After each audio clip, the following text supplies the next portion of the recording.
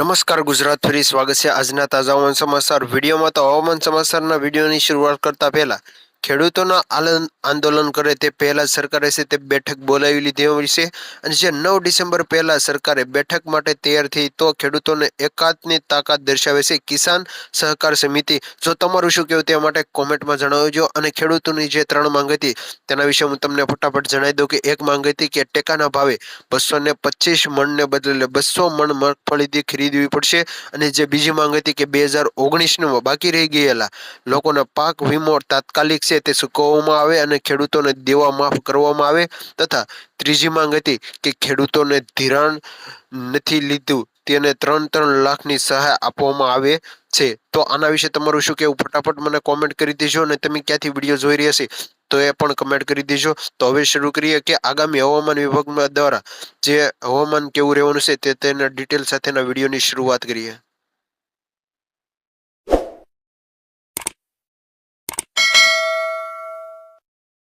અને કમોસમી વરસાદ જે પડવાનો છે એ ચિંતાજનક સમાચાર સામે આવ્યા છે।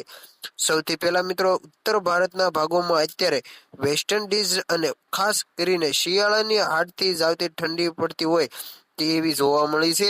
અત્યારે જમ્મુ કાશ્મીર લાગુ વિસ્તારો સાથે મિત્રો તમે જોઈ શકો છો કે દિલ્હી, આ સાથે મિત્રો તમે જોઈ શકો છો કે ઉત્તર ભારતના જે તમામ વિસ્તારો છે તે અત્યારે બરફ વર્ષા એટલે કે હિમવર્ષા જોવા મળી રહી છે। જ્યારે ગુજરાતના વાતાવરણની અંદર અત્યારે મોટી અસ્થિરતા જોવા મળી છે। ગુજરાતમાં હવે પછી કેટલીક સવારે છે અને મોડી રાત્રિના સમયગાળા દરમિયાન છે તે મિત્રો હાડથી જ આવતી ઠંડી જોવા મળશે, પરંતુ બપોરના સમયગાળા દરમિયાન ગુજરાતમાં ગરમીનું તાપમાન છે મિત્રો ગરમીના ભારે વધારો થયો છે, જેનું કારણ સામે આવ્યું છે।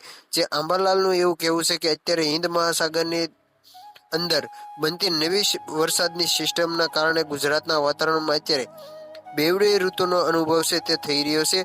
તો બીજી તરફ બંગાળની ખાડી ઊંડાણવાળા વિસ્તારોની અંદર વાવાઝોડું અને માવઠાની તીવ્ર ખતરા પણ છે તે અત્યારે મંડાળા છે તે સામે આવી રહ્યા છે। તો મિત્રો અત્યારે લાઈવ જોઈ શકો છો કે જેમ જેમ સમયગાળો પસાર થતો જશે તેમ તેમ અરબ સાગર અને બંગાળની ખાડીમાં નવી વરસાદની સિસ્ટમો સક્રિય બનતી જોવા મળશે। તો મિત્રો તોફાની અતિ ભયંકર નવી વરસાદી સિસ્ટમ નિર્માણ થતું હોય તેવું જોવા મળી રહ્યું છે, જેમની અસરોને લઈને મિત્રો બંગાળની ખાડી અને અરબી સમુદ્રના સંપૂર્ણ વિસ્તારોની અંદર હાલ મિત્રો તમે જોઈ શકો છો કે મજબૂત વરસાદી સિસ્ટમ બનતી જોવા મળી રહી છે। જ્યારે ઉત્તર ભારતના ભાગોમાં વેસ્ટ ઇન્ડિઝની અસર જોવા મળશે। આમ લો પ્રેશર સિસ્ટમ અને વેસ્ટ ઇન્ડિઝના કારણે છે તે ગુજરાતના વાતાવરણમાં અસ્થિરતા જોવા મળવાની છે। જે મિત્રો હિન્દ મહાસાગર ઊંડાણવાળા વિસ્તારોની અંદર ફરી એકવાર શિયાળા દરમિયાન છે તે મિત્રો કમોસમી વરસાદનો ખતરો છે તે મંડાતો જોવા મળી રહ્યો છે। આ મિત્રો અત્યારે જો વાત કરીએ તો ગુજરાતમાં વહેલી સવાર દરમિયાન હાડથી જ આવતી ઠંડી જોવા મળશે। અત્યારે આંબાલાલ પટેલનું જણાવ્યું છે કે હવે પછી આવનારી 24 તારીખ એટલે કે મિત્રો જે ગઈકાલની જે 24 નહીં પણ આવતી 24 થી 28 દરમિયાન છે તે ગુજરાતના વાતાવરણમાં અસ્થિરતા જોવા મળી રહી છે। એમના કારણે ગુજરાતમાં જાન્યુઆરી મહિનામાં પણ કદાચ હળવા કમોસમી વરસાદની પણ શક્યતા છે હાલ સેવાઈ રહી છે। પરંતુ મિત્રો ખાસ જાણી લેજો કે આવનારા દિવસોની અંદર જેમ 28 ડિસેમ્બર રોજ વરસાદી સિસ્ટમ હિન્દ મહાસાગર ઊંડાણવાળા વિસ્તારોમાં કદાચ ઉત્તર દિશા તરફ આગળ વધશે તો દક્ષિણ ભારતના વિસ્તારોમાં જેમાં મિત્રો વાત કરીએ તો મૃદાય, બેંગ્લોર છે, આ તમામ વિસ્તારોની અંદર કમોસમી વરસાદ છે તે માવઠાનો ખતરો જોવા મળશે। પરંતુ મિત્રો જાન્યુઆરી મહિનાની અંદર કોલ્ડ વેવની આગાહી વિશે વાત કરીએ તો વજોડા વિશેની વાત કરીએ તો આ ચેનલ તમે નવા છો તો ખાસ કરીને વિડીયોને લાઈક કરી દેજો, અને આપની આ ચેનલને છે તે સબસ્ક્રાઇબ કરવાનું ના ભૂલતા। તો સૌથી પહેલા મિત્રો આપણે શિશુનું જે દબાણ લાઈવ તમે દબાણ જોઈ શકો છો કે અત્યારે તમામ મિત્રો તમામ મોબાઈલની સ્ક્રીન ઉપર છે તે અત્યારે હિન્દ મહાસાગર અરબ સાગરના દરિયાની અંદર એક મજબૂત વરસાદની સિસ્ટમનો ઘેરાવો છે તે બની રહ્યો છે। બંગાળની ખાડીની ક્ષેત્રની અરબી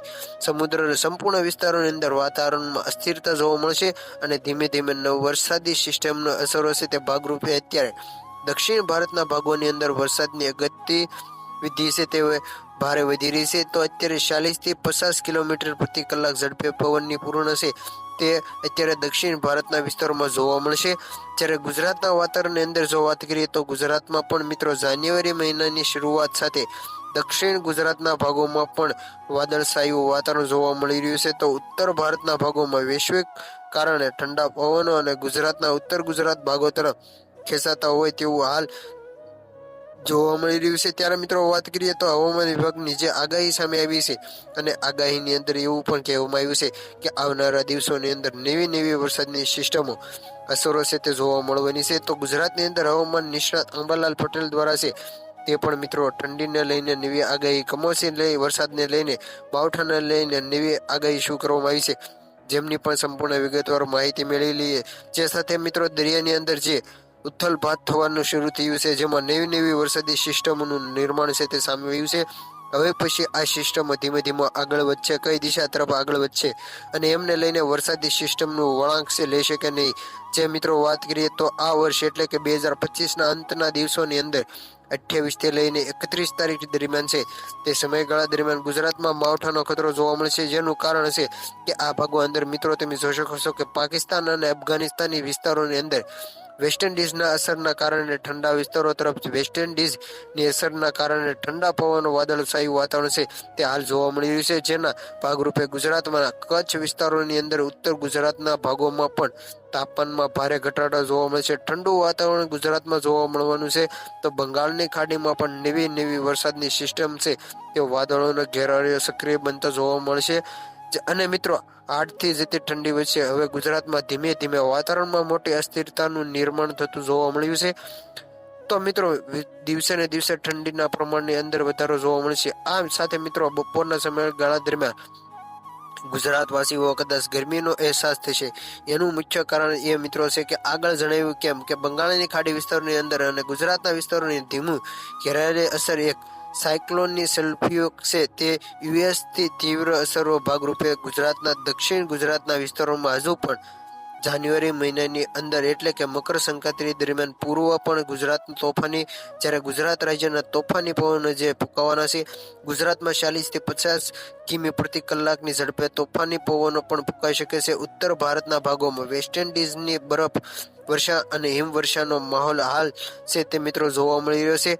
જેમાં ભાવનગર, અલંગ, જસદણ, ગીર સોમનાથ વિસ્તારોની અંદર, જુનાગઢ વિસ્તારોની અંદર પણ વાતાવરણમાં ફેરફાર આવી રહ્યો છે અને આ તમામ ક્ષેત્રોની અંદર મોટા ફેરફાર સાથે હવે પછીની આગાહી 5 દિવસની અંદર નવા જૂની થવાને લઈને સૌરાષ્ટ્ર માટે પણ મોટી શક્યતાઓ છે તે હાલ દર્શાવવામાં આવી રહી છે.